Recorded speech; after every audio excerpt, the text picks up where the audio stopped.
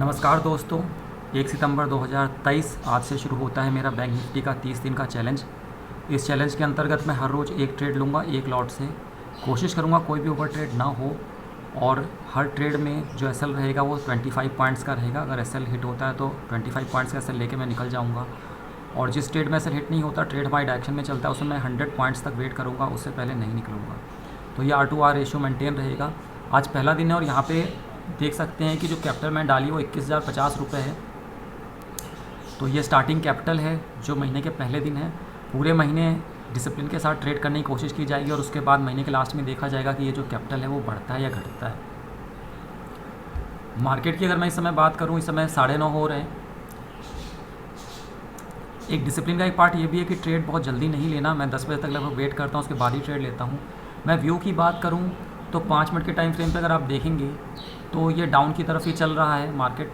लेकिन ये जो मैंने जो जोन मैंने यहाँ पे मार्क किया हुआ है वायलेट कलर में, आप देख सकते हैं, ये वीकली टाइम फ्रेम पे एक अच्छा सपोर्ट जोन है। तो मार्केट जो है वो इस सपोर्ट जोन को बहुत आसानी से तोड़ पाएगा ऐसा नहीं लगता, और इसलिए आप देखेंगे इस सपोर्ट जोन में आने के बाद मार्केट ने थोड़ी थोड़ी उठने की कोशिश शुरू कर दी है। यहाँ से अगर छोटा सा प्राइस एक्शन देखें तो ये लो है, ये हाई है, फिर ये हायर लो है, और ये हल्का सा हायर हाई भी जा चुका है क्योंकि पिछले हाई से ऊपर जा चुका है। इस जोन में काफ़ी स्ट्रगल चलेगी। जब तक इस जोन में है तब तक कुछ भी कहना मुश्किल है कि मार्केट ऊपर जाएगा या नीचे जाएगा, और मुझे लगता है जब तक इस जोन में है तब तक मोमेंटम भी आने के चांसेस बहुत कम है। तो हो सकता है कि मार्केट साइडवेज ही रहे। तो फ़िलहाल मैं पॉज करूँगा, मार्केट जैसा भी रहता है उसको ऑब्ज़र्व करूँगा। डिसिप्लिन का पार्ट ये भी है कि अगर सेटअप नहीं बनता तो ट्रेड ना ली जाए, और पूरे दिन अगर आप मार्केट में बैठते हैं और ट्रेड नहीं लेते हैं तो ये भी एक बहुत बड़ी एबिलिटी होती है, क्योंकि जब हम बिगनर होते हैं तो मार्केट कुछ ना कुछ करके कहीं हैमर बना के हमसे ट्रेड लिवा लेता है। तो जब ये एबिलिटी आ जाती है कि आप पूरे दिन मार्केट में बैठे हैं लेकिन आपका सेटअप नहीं बना तो आपने ट्रेड नहीं ली, तो ये एक प्रॉफिटेबल ट्रेडर बनने की दिशा में एक अच्छा कदम होता है। ये साइकोलॉजी का पार्ट है जो बिगनर्स हैं उनके लिए बता रहा हूँ। और इसलिए अगर आप पूरे दिन बैठ के भी ट्रेड नहीं लेते तो वो भी एक तरह की ट्रेड मानी जाती है, क्योंकि उल्टे सीधे ट्रेड लेके लॉस करने से बेहतर है कि आपने उस दिन ट्रेड नहीं ली।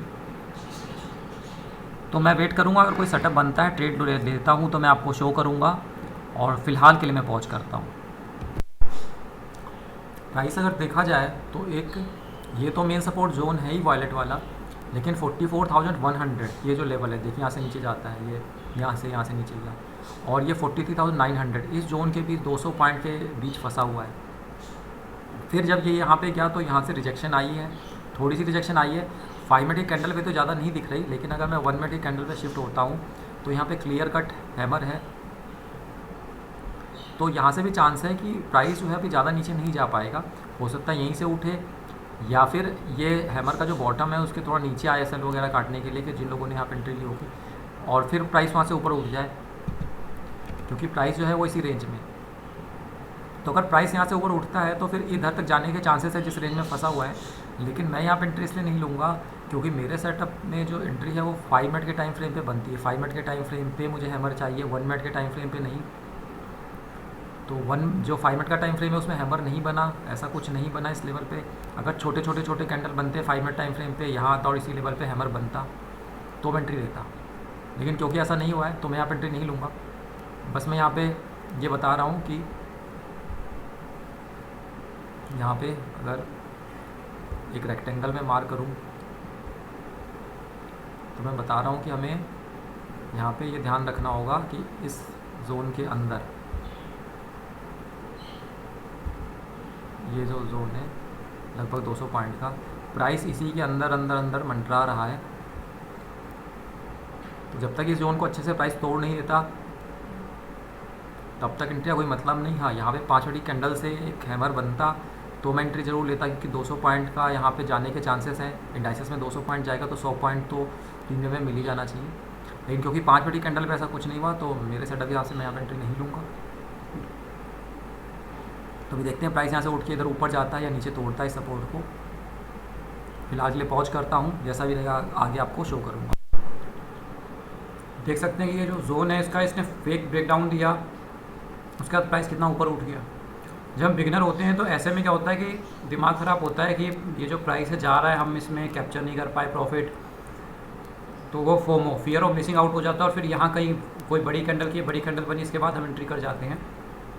अगर मैं प्रीमियम के चार्ट पे आपको दिखाऊं तो ब्रेकडाउन हुआ था, ब्रेकडाउन के बाद तेज़ी से प्राइस नीचे जाना चाहिए था, लेकिन एक इंडिसीजन टाइप की कैंडल बनी और फिर प्राइस ऊपर जाता है। तो यहाँ से माइंड करेगा कि प्राइस ऊपर जाने के चांसेस थे, अगर 700 पे लिया होता तो देखो अभी 800 आ जाता है, 800 के पास जा रहा है। ठीक, इन मूव्स को हमें जाने देना है। अगर इन मूव्स को हम जाने नहीं देंगे तो हम भागते मार्केट का पीछा करेंगे और हमारा एसएल हिट होगा, जब हम छोटा एसएल नहीं रख पाएंगे। और इतना सब करने के बाद भी जैसे हमने इसको छोड़ दिया, हमने पूरी तैयारी की कि प्राइस कुछ यहाँ से रिजेक्शन ले या बिल्कुल ही बॉटम पे आके जो बहुत ही स्ट्रॉन्ग सपोर्ट, मतलब सपोर्ट जोन का एंड है, वहाँ से रिजेक्शन ले, उसके बाद भी प्राइस हमसे उल्टी डायरेक्शन में जा सकता है और एसएल हिट हो सकता है। तो जब बहुत ज़्यादा वेट करते हैं, कुछ अपॉर्चुनिटीज़ को छोड़ते हैं क्योंकि आपको हाई प्रोबेबिलिटी सेटअप नहीं लगता, फिर आपका सेटअप फेल होता है, तो दिमाग ख़राब होता है और आप ओवर ट्रेडिंग में जाते हैं। तो ये जो एबिलिटी है कि यहाँ पे देखा, जोन मार्क किया था, लेकिन जो अपने सेटअप के हिसाब से नहीं बना तो नहीं लिया और फिर प्राइस जा रहा है तो जाने दिया। ये भी एबिलिटी थोड़ी प्रैक्टिस के बाद आती है, और ट्रेडिंग में आपकी प्रोग्रेस हो रही है या नहीं वो प्रॉफिट तो बहुत बाद में बताइए, क्योंकि प्रॉफिट बहुत बाद में बनता है। लेकिन आपकी ये सब जो एबिलिटी है कि आप फोमो में नहीं आते, आप वेट करते हैं, अभी देखिए 10:32 हो रहा है, जब बिल्कुल ही बिगनर होते हैं तो 9:15 से लेके 9:30 तक वेट करना ही बहुत मुश्किल होता है, हम ट्रेड में घुस जाते हैं। तो ये सब जो एबिलिटी है कि आप वेट कर पाते हैं, अपने सेटअप का वेट करते हैं, फोमो में नहीं आते, ओवर ट्रेडिंग नहीं करते, ये सब जब आपके साथ होने लगे तो आप एक प्रॉफिटेबल ट्रेडर बनने की दिशा में काफ़ी कदम चल चुके हैं, बस बहुत थोड़ी सी दूरी बाकी होती है। तो वही मैंने आपको दिखाया कि ऐसे में हमें फोमो में नहीं आना है और बिल्कुल वेट करना है, हमारा सेटअप का पूरे दिन नहीं बनेगा तो पूरे दिन ट्रेड नहीं लेंगे। तो ये मैंने आपको थोड़ा ट्रेडिंग साइकोलॉजी का मैं बताया। अब मैं पॉज करता हूँ, जैसा भी आगे रहेगा आपको शो करूँगा। ये कैंडल किस तरीके की बंद होती है इस पर डिपेंड करता है। मैं यहाँ पे जो है बाई ऑर्डर तो पहले ही लगा लूँ, मेरा ख्याल है। स्ट्रेंज बात यह है कि यहाँ पे रिजेक्शन काफ़ी अच्छा है, लेकिन प्रीमियम के चार्ट पे ऐसा रिजेक्शन नहीं दिख रहा। प्रीमियम के चार्ट पे इसकी बॉडी काफ़ी ज़्यादा बड़ी है, तो ये थोड़ी सी स्ट्रेंज बात है।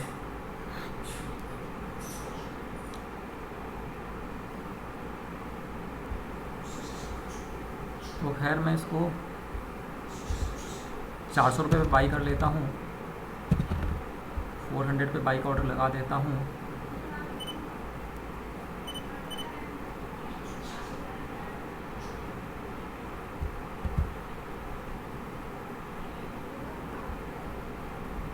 प्रिंट स्क्रीन लेकर मैं इसको ग्रुप में भी भेज दूँगा।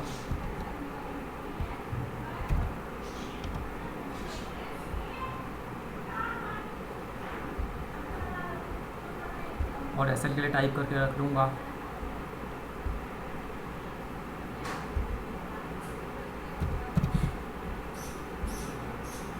अगर ऑर्डर एग्जीक्यूट होता है तो एसएल को इमीडिएटली ट्रिगर करने के लिए। तो रेट जो है अभी 405 408 के करीब चल रहा है।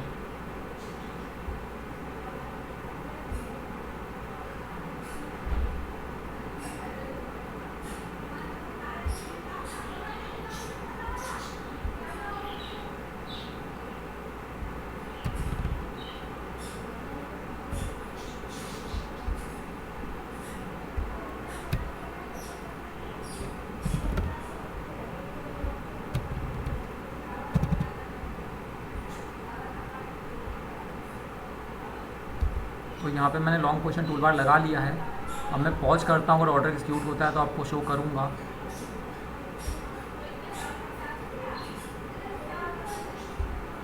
क्योंकि प्राइस आगे की तरफ जा रहा है तो हो सकता है ऑर्डर एग्जीक्यूट ना हो। मैं यहाँ से पॉज करता हूँ, जैसा भी रहेगा आपको शो। तो इस कैंडल पे ऑर्डर एग्जीक्यूट हो चुका है, एसएल के काफ़ी पास जा चुका है, और यहीं पे साइकोलॉजी को कंट्रोल में रखना पड़ता है। और एसएल हिट होने से पहले अपने माइंड में बोलना पड़ता है कि एसएल हिट भी हो गया तो मैं ओवर ट्रेड नहीं करूँगा, मैं अगली ट्रेड नहीं लूँगा।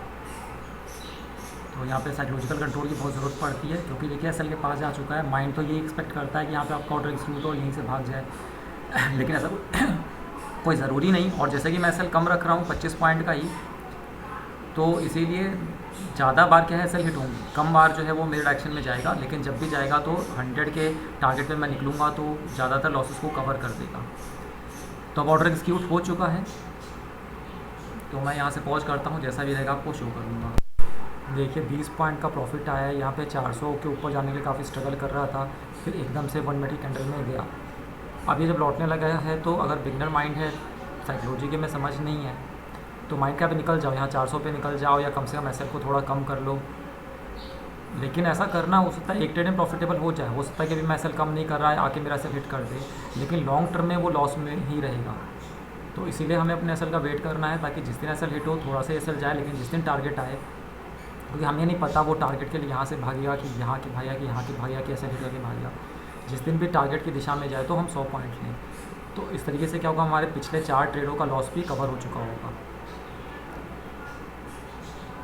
यहाँ पे साइकोलॉजी को कंट्रोल करना बड़ा मुश्किल हो जाता है, क्योंकि माइंड तो बिल्कुल ऐसा नहीं चाहता। देखिए 20 पॉइंट आगे जाके वो वेसल की तरफ आ रहा होता है, वो झटके से सेल काट दे, इस तरीके से नीचे आ रहा है, क्योंकि इतना 420 जाके इसको इतना नीचे आना नहीं चाहिए था। एक मोमेंटम जो है वो आनी चाहिए थी इसके बाद, क्योंकि ये 400 को तोड़ने के लिए काफ़ी स्ट्रगल किया था और एक झटके से तोड़ा था। तो माइंड बिल्कुल यहाँ पे रजिस्ट करेगा। माइंड कहेगा अभी भी देखो 400 के ऊपर क्या, निकल जाओ, ये अच्छी ट्रेड नहीं है, या एसएल को थोड़ा कम से कम 5 पॉइंट कम कर दो। एसएल को मैं ट्रेल भी करूँगा, लेकिन ट्रेल तब होगा जब ये थोड़ा आगे जा चुका हो, जैसे 80 पॉइंट तक जा चुका है, फिर हम ट्रेल करते कॉस्ट पे आते तो उसका सेंस बनता है।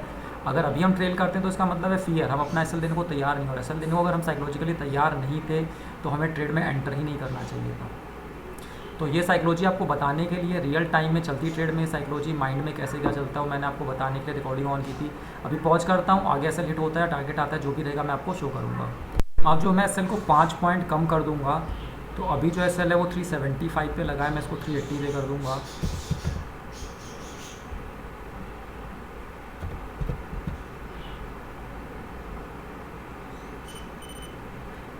ग्रुप में भी मैं लिख देता हूँ,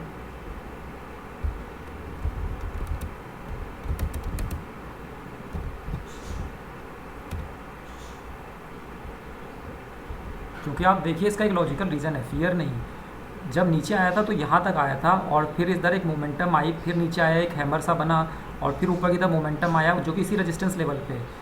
तो अब जैसा कि जिस बेसिस पर एंट्री ली तो एक अच्छा खासा हैमर था रेजिस्टेंस पे, तो इस बार इसे तोड़ के चले जाना चाहिए। अगर अभी यहाँ से भी लौट आता है तो, और इसके भी नीचे चला जाता है, तो ये उम्मीद करना कि ऊपर आ जाएगा, उसमें कोई लॉजिक नहीं बच जाएगा। तो इसीलिए मैं इसको लॉन्ग पोजीशन टूल बार में भी 380 पे कर देता हूँ। और वैसे भी मेन चीज़ है कि मार्केट साइडवेज है, रेंज बाउंड मार्केट में एंट्री ली है, तो बहुत ज़्यादा टारगेट की उम्मीद नहीं करनी चाहिए। रेंज बाउंड मार्केट में तो आइडियली 1:1 पे निकल जाना चाहिए, लेकिन मैं 1:1 पे नहीं निकलना चाहूँगा। अगर मुझे ज़्यादा फियर लगेगा, देखिए फियर मुझे भी लगता ही है, क्योंकि रेंज बाउंड मार्केट है, अगर ट्रेंडिंग मार्केट होता तो मैं पूरा वेट करता, तो मैं कॉस्ट पे आ जाऊँगा, जो कि गलत है, टेक्निकली गलत है, साइकोलॉजी यहाँ पे गलत है, ऐसा नहीं करना चाहिए। क्योंकि देखिए 1:1 तो मिल रहा है, लेकिन वही डर है कि यहाँ पे एक ट्रेंड लाइन है जिसका ब्रेकआउट हुआ था, और यहाँ से ट्रेंड लाइन का रीटेस्ट होकर वापस जा सकता है।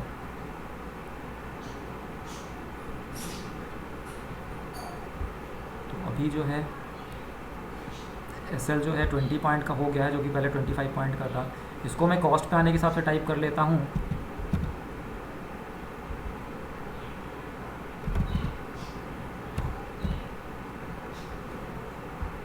और देखते हैं कि क्या रहता है, क्योंकि इस रेंज को तो इसने तोड़ा है। देखिए अब इस डायरेक्शन में, हमारे डायरेक्शन में कुछ मोमेंटम तो आ रही है। देखिए 40 पॉइंट तो हमें मिल चुके हैं, लेकिन 40 पॉइंट पे निकलने से कोई फ़ायदा नहीं है, लॉन्ग टर्म में वो अच्छा नहीं रहेगा। अभी तो माइंड कहेगा कि 40 पॉइंट पे निकल जाओ।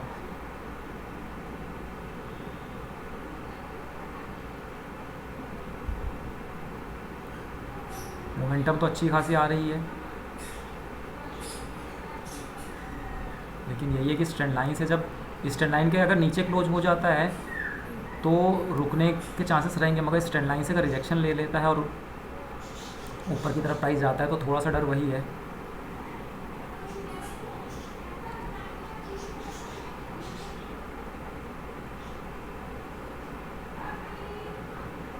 ऐसे मोमेंटम तो अच्छी खासी आ रही है, तो ऐसा लग नहीं रहा कि ट्रेंड लाइन से कोई रिजेक्शन आएगी।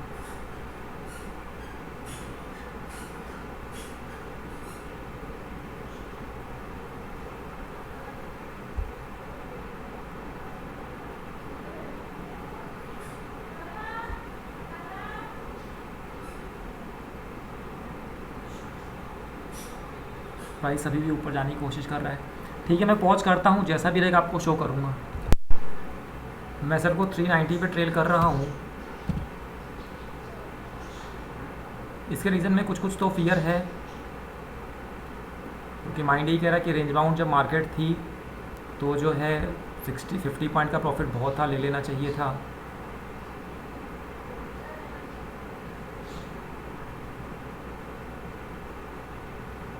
प्राइस बहुत तेज़ी से नीचे आ रहा है, लगभग 60 पॉइंट जाके इस स्पीड से नीचे नहीं आना चाहिए था।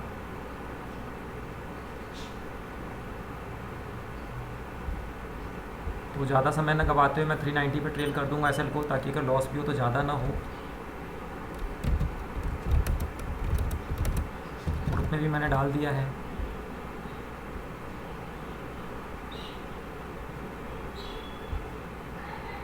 मेन ट्रेंड जो है वीकली और डेली में वो आपका चल रहा है, ये भी एक रीज़न है, और ये सपोर्ट जोन ही है, तो ये भी एक रीज़न है कि प्राइस ऊपर आता है तो डर लगता है।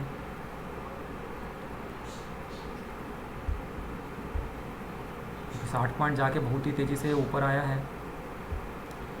यहाँ लॉन्ग पोजीशन टूल बार में भी मैं 390 पे कर देता हूँ।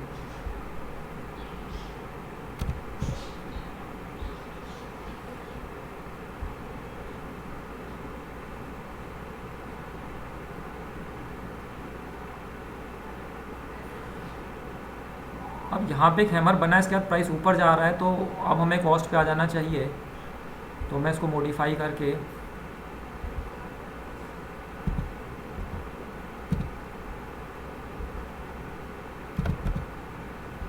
402 कर देता हूँ। क्योंकि साइडवेज मार्केट है तो इस तरह की ट्रेलिंग कई बार ज़रूरी हो जाती है। अगर नॉर्मल मार्केट होता, रेंजिंग मार्केट, तो ट्रेलिंग नहीं करते, वेट करते प्रॉपर स्टॉप लॉस का। तो मैं ग्रुप में भी डाल देता हूँ ट्रेल एसएल टू कॉस्ट। और क्योंकि अब हमारा एसएल कॉस्ट पे आ चुका है तो ये ट्रेड तो सेफ़ हो चुकी है। इसमें अब या तो हम बिना किसी लॉस के निकलेंगे या फिर जो है प्रॉफिट पे निकलेंगे।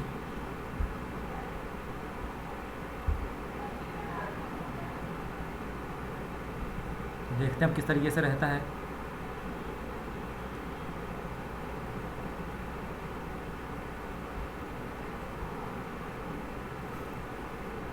अब अगर मैं इसको एनालाइज़ करूँ, इस बीच में आपको ये बताता हूँ ये ट्रेड लेने की वजह क्या थी। वजह बहुत सिंपल थी। अगर बड़ा सा बॉक्स देख रहे हैं, ये बल्कि डार्क वाला, ये बाहर वाला नहीं, इस रेंज में प्राइस फंसा हुआ था, तो इस रेंज के ऊपर जाके अच्छी खासी रिजेक्शन आई, पिन बार बना, इसी बेसिस पे मैंने लिया था। अब ये यहाँ पे स्ट्रेंड लाइन पे आ गया, स्ट्रेंड लाइन पे फिर से पिन बार बना है, पिन बार इसी ट्रेंड की डायरेक्शन में है, तो बहुत उम्मीद है कि ये नीचे की तरफ टूटेगा, ये जो ट्रेंड लाइन थी, और टारगेट फिर आ जाना चाहिए। वैसे भी 40 पॉइंट का प्रॉफिट चल रहा है। रेंज बाउंड मार्केट में 40 पॉइंट का प्रॉफिट कोई कम नहीं होता। मैं इसे टारगेट के हिसाब से टाइप कर लेता हूँ।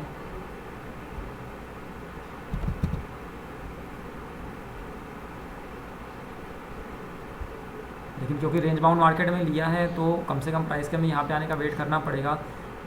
ये 43,900 तक तो आने का वेट करना ही पड़ेगा। उससे पहले निकल जाना सही नहीं रहेगा, क्योंकि फिर हर बार बहुत छोटे छोटे प्रॉफिट में निकलेंगे। तो एटलीस्ट अब कॉस्ट पे आ गया है, ट्रेड में कोई ख़तरा अब नहीं बचा, तो हमें वेट करना चाहिए टारगेट का। लेकिन साइडवेज मार्केट को देखते हो सकता है मैं थोड़ा कम में निकलूँ, ये देखते हैं क्या रहता है। फिलहाल के लिए मैं पॉज करता हूँ, जैसा भी रहेगा आपको शो करूँगा। अब यहाँ पे एक सिमेट्रिकल ट्रायंगल बन गया है, तो ये सिमेट्रिकल ट्रायंगल किस तरफ टूटता है उस पर डिपेंड करता है। तो यहाँ पे भी एक ये ट्रेंड लाइन जो पहले सपोर्ट हो रही थी, टूट के फिर वो रेजिस्टेंस बनी, लेकिन फिर वो टूट गई, तो ये सपोर्ट का काम कर सकती है। और यहाँ से प्राइस उठने की कोशिश कर रहा है। ये 3 बार के बाद भी प्राइस पूरा इसके टॉप तक उठ गया है। इसको मैं जूम करता हूँ, आपको दिखाता हूँ। और 3 बार के टॉप तक नहीं उठना चाहिए था प्राइस को। अगर नीचे जाना है तो ये कोई अच्छा इंडिकेशन नहीं है।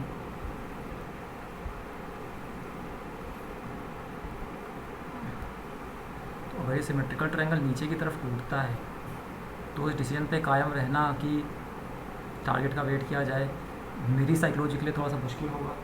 हालांकि ट्रेडिंग की साइकोलॉजी तो यही कहती है कि अब जब आप कॉस्ट पे आ गए हैं, एक्चुअली तो कॉस्ट पे भी नहीं आना चाहिए था, इसे देने को तैयार रहना चाहिए था, लेकिन जब कॉस्ट पे आ गए हैं तो वहाँ तक तो वेट करना चाहिए।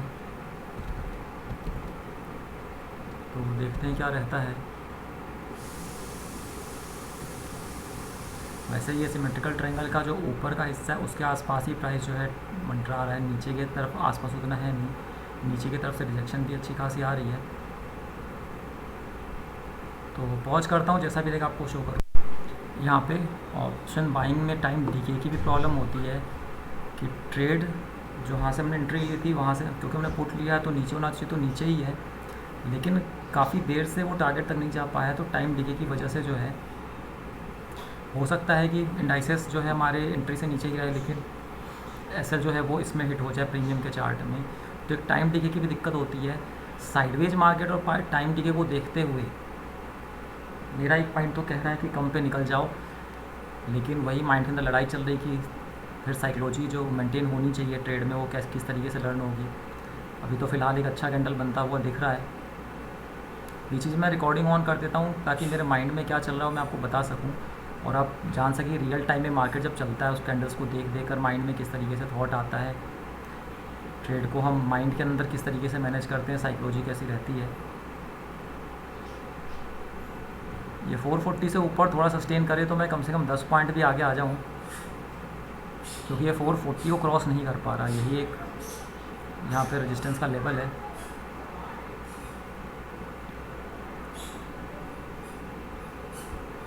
जो 440 का लेवल है इसी से टकरा टकरा के वापस आ जा रहा है। अब देखिए इसने 440 को क्रॉस किया 447 से, लेकिन कैंडल क्लोज होने से पहले कुछ कह नहीं सकते। अब अगर कैंडल इस तरीके से इन्वर्टेड हैमर बन जाता है तब तो ये और ख़तरनाक है, तो कि फिर ये बताएगा कि हमारे डायरेक्शन में प्राइस के जाने के चांसेस बहुत कम है। देखिए वो प्राइस नीचे ही आ रहा है, यानी ये जो ऊपर बना था ये सिर्फ एक तरीका फेक ब्रेकआउट कह सकते हैं हम, क्योंकि प्राइस ने ये जो एक रिजेक्शन थी 400 को तो तोड़ा, लेकिन यहाँ पे जो एक रेजिस्टेंस था उसको नहीं तोड़ा है। इस कैंडल का जो हाई है वो है 450 का, तो इस कैंडल में जो प्राइस है वो 447 तक गया था। 450 को तोड़ देगा तो उसके बाद उम्मीद बनती है, और 460 के ऊपर सस्टेन करता है तो पूरी उम्मीद बनती है। लेकिन फ़िलहाल तो जिस तरीके का रिजेक्शन आया है 400 तोड़ने के बाद भी, क्लोजिंग जो हुई है वो हम देखें, क्लोजिंग 400 से नीचे हुई है 439 के आसपास, तो ये थोड़ी सी डराने वाली बात है।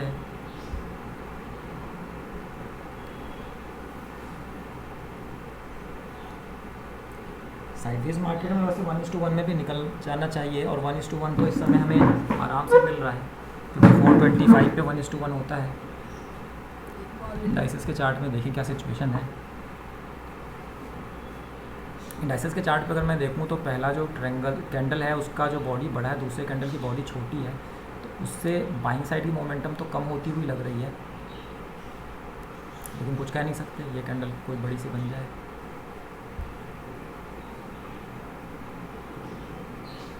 अब प्राइस यहाँ से नीचे ही आता हुआ दिख रहा है।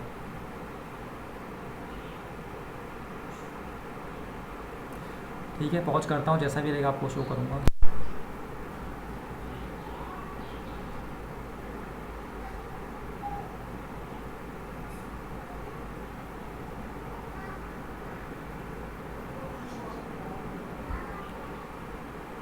मैंने सर को 410 पे ट्रेल कर दिया है।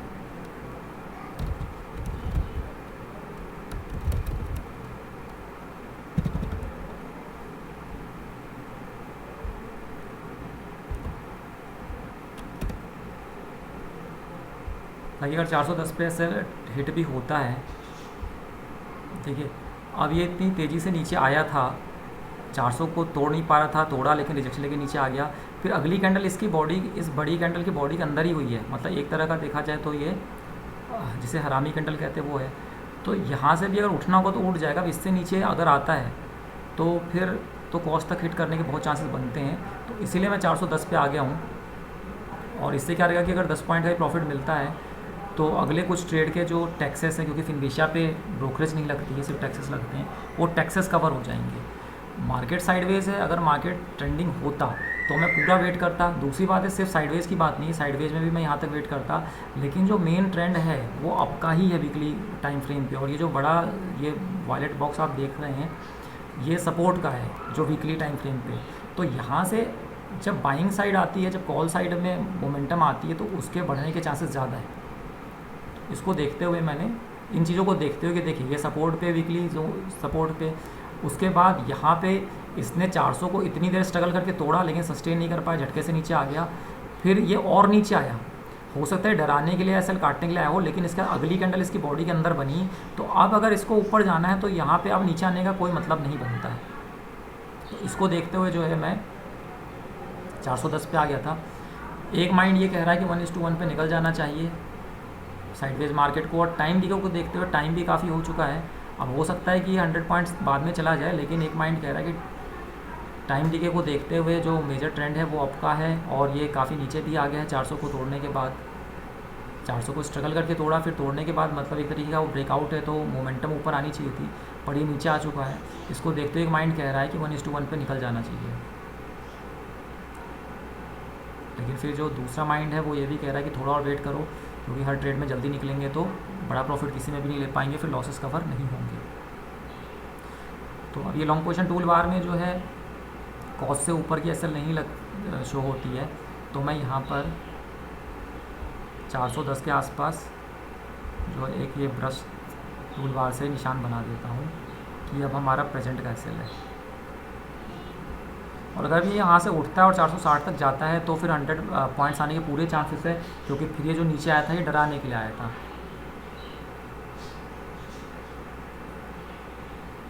एक बार फिर जब 440 तक अगर पहुँचता है, वहाँ पे क्या रिएक्ट करता है, किस तरीके से प्राइस, उस पर काफ़ी कुछ डिपेंड करेगा। कोशिश तो ये कर रहा है।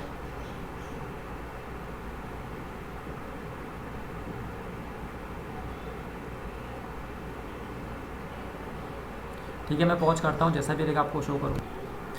तो जो हमारा ट्रेड लेसल था वो हिट हो गया है, 10 पॉइंट का प्रॉफिट रहा है 156 रुपीज़ का। और जैसा कि मेन ट्रेंड जो था वीकली में वो अप की तरफ ही था, लेकिन मार्केट अभी भी साइडवेज है। साइडवेज मार्केट में 1:1 पे निकल जाना चाहिए था, बल्कि 1:2 पे भी निकल सकते थे, क्योंकि 50 तक भी गया था प्राइस इसका। अगर हम हाई देखें, इसको साइड कर देते हैं, तो ये 456 है, और ये जो है ये 447 तक गया था एंट्री के बाद। एंट्री के बाद अगर हम यहाँ पे देखें,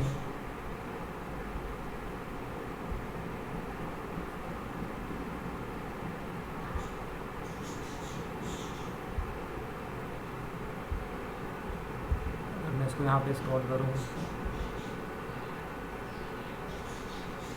तो देखिए एंट्री के बाद जो है ये वाली जो कैंडल थी, इसे मोमेंटम आई थी, इस कैंडल का जो हाई था वो 457 है, तो 450 पे निकल जाना चाहिए था साइडवेज मार्केट को देखते हुए। साइडवेज मार्केट को देखते हुए 1:1 जो है वो 1:2 काफ़ी बेटर होता है। और अब अगर ये यहाँ से गिरता है, देखिए एक एम पैटर्न बना रहा है, तो अभी गिरता है तो और अच्छा गिरेगा।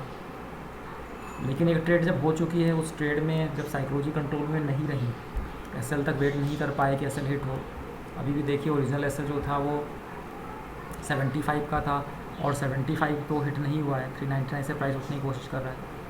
तो अब दूसरी ट्रेड लेने का कोई मतलब नहीं बनता, क्योंकि आज की डेट में हम जो भी दूसरी ट्रेड लेंगे उसमें साइकोलॉजी ख़राब ही रहेगी।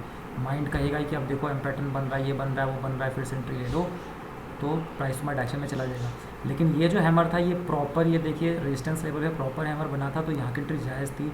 अब ये कहीं पे भी हल्की सी वीक बन रही, इसको रिजेक्शन मान लेना, ये मान लेना कि ऊपर हैमर आया था इसलिए अभी रिजेक्शन यहाँ से रीटेस्ट करने आया था, ये सब कोई बहुत अच्छी एंट्री नहीं होगी।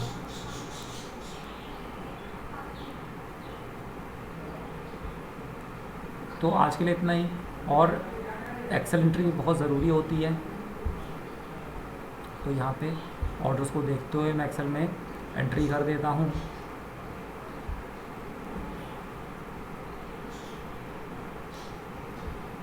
तो स्ट्राइक प्राइस जो आज हमने ली थी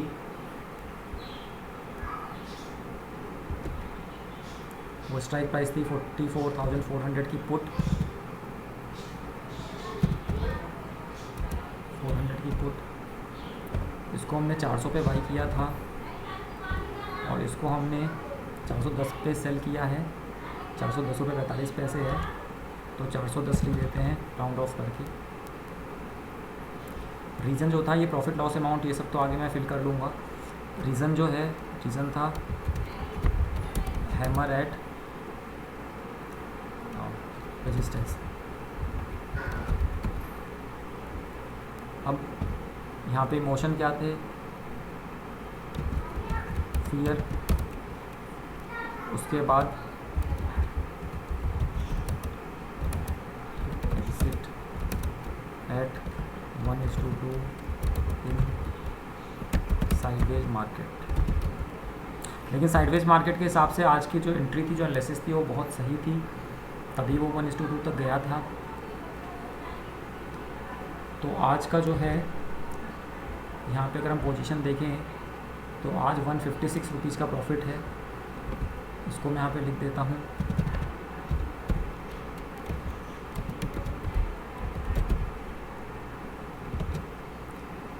तो 156 रुपीज़ का प्रॉफिट है। पहले दिन के हिसाब से ठीक है कि ट्रेड हमने सही पकड़ी थी, 1:2 पे भले एग्जिट नहीं किया, लेकिन ट्रेड सही पकड़ी थी। तो ट्रेड क्या सोच के मैं लिया था वो मैं आपको बता चुका हूँ। एक बॉक्स बनाया था जिस रेंज में प्राइस जो है मूव कर रहा था, उस रेंज के टॉप पे पहुँच के अच्छा खासा हैमर बना था, तो वहाँ से मैंने एंट्री ली थी। तो आज के लिए इतना ही, अगली ट्रेड में फिर मिलेंगे, तब तक के लिए नमस्कार।